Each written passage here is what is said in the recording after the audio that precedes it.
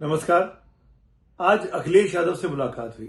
Samajwadi party के नेता हैं, अध्यक्ष हैं, यूपी के पूर्व मुख्यमंत्री हैं और अभी अभी लोकसभा चुनावों में उनकी पार्टी ने बहुत शानदार प्रदर्शन किया। 37 सांसद उनके जीत के आए हैं यूपी में, यूपी की 80 लोकसभा सीटों में, और वो सबसे बड़ी पार्टी बनकर उभरे हैं। 6 महीने पहले जो उनकी पार्टी ने जो मोमेंटम हासिल किया, उसी मोमेंटम को वो कैपिटलाइज करना चाह रहे हैं। अभी जो उपचुनाव हो रहे हैं उन जगहों पर 9 सीटों पर यूपी में उपचुनाव है और 9 की 9 सीटों पर अखिलेश यादव लड़ रहे हैं और कांग्रेस पार्टी उनका समर्थन कर रही है। यानी इंडिया ब्लॉक जिसको कहा गया था, उस इंडिया ब्लॉक की केवल सपा ही इस बार चुनावी मैदान में है। अखिलेश यादव कॉन्फिडेंट दिखाई दे रहे थे। अखिलेश यादव ये दावे कर रहे थे, ये वादे कर रहे थे कि 9 की 9 सीटें वो जीतेंगे। हालांकि ऐसा यूपी के अगर चुनाव की बात करें और बीजेपी के कैंपेन की बात करें तो इतना आसान उनका दावा लगता नहीं है। उसकी वजह यह है कि यूपी ने भी, योगी जी ने भी पूरी ताकत वहां यूपी में झोंक रखी है। यूपी की 9 सीटों पर खुद मुख्यमंत्री अपनी इंटरेस्ट ले रहे हैं, अपनी दिलचस्पी ले रहे हैं, सबका दौरा कर रहे हैं। बीजेपी ने बड़े बड़े नेताओं की ड्यूटी वहां लगा दी है।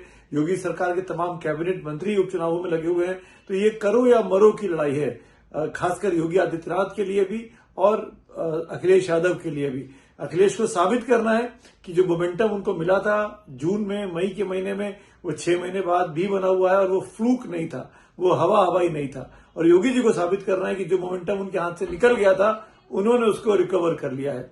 ऐसे में बहुत दिलचस्प लड़ाई यूपी के उपचुनावों की इस वक्त दिखाई दे रही है। एक चीज और बताना मैं चाहूंगा यहाँ पर, अखिलेश यादव ने ये जो बातचीत हुई है वो हिंदुस्तान टाइम्स लीडरशिप समिट में हुई और वहां पर जो मैंने बातचीत की उसमें 2-3 और इंपॉर्टेंट बातें की। महाराष्ट्र चुनावों को लेकर उन्होंने ये दावा किया कि महाविकास आघाड़ी की वहां पे सरकार बनने वाली है, लेकिन इस बात का वो कन्विंसिंगली जवाब नहीं दे पाए कि उनकी पार्टी के कुछ कैंडिडेट एमवीए के अगेंस्ट में क्यों खड़े हो गए हैं, क्यों उन्होंने लड़ा दिया है। उनको केवल 2 ही सीटों मिली है अलायंस में, लेकिन 6 और जगहों पर वो ऐसे चुनाव लड़ रहे हैं जहां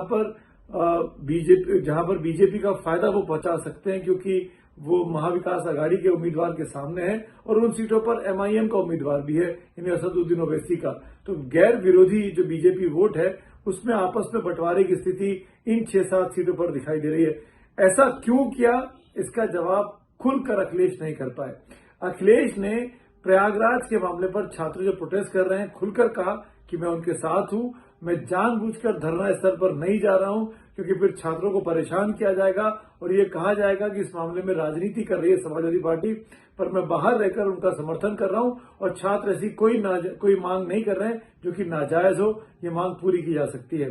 झांसी के मामले को लेकर भी उन्होंने कहा, जो मासूम बच्चों की मौत हुई है एक अस्पताल में आग लगने से नीकू में, उन्होंने कहा कि सरकार की सरासर लापरवाही है, कोताही है। सरकार चाहती तो बच्चों की जान बच सकती थी। जाहिर तौर पर अखिलेश यादव, चाहे प्रयागराज का मामला हो, चाहे झांसी का मामला हो, चाहे योगी आदित्यनाथ की कुर्सी जाने वाली बात कह रहे हो, या वो ये कह रहे हो कि एनडीए तो नेगेटिव है, पीडीए तो पॉजिटिव है, ये तमाम चीजें इसलिए दोहरा रहे हैं क्योंकि 20 तारीख को उत्तर प्रदेश में उपचुनाव के वोट पड़ने हैं, 20 तारीख को महाराष्ट्र की सीटों पर भी वोट पड़ने हैं और अखिलेश को लग रहा है कि इस तरह एक मोमेंटम बना के एक पॉलिटिकल कैंपेन खड़ा कर वो बीजेपी के खिलाफ और अपने पक्ष में एक माहौल बना सकते हैं।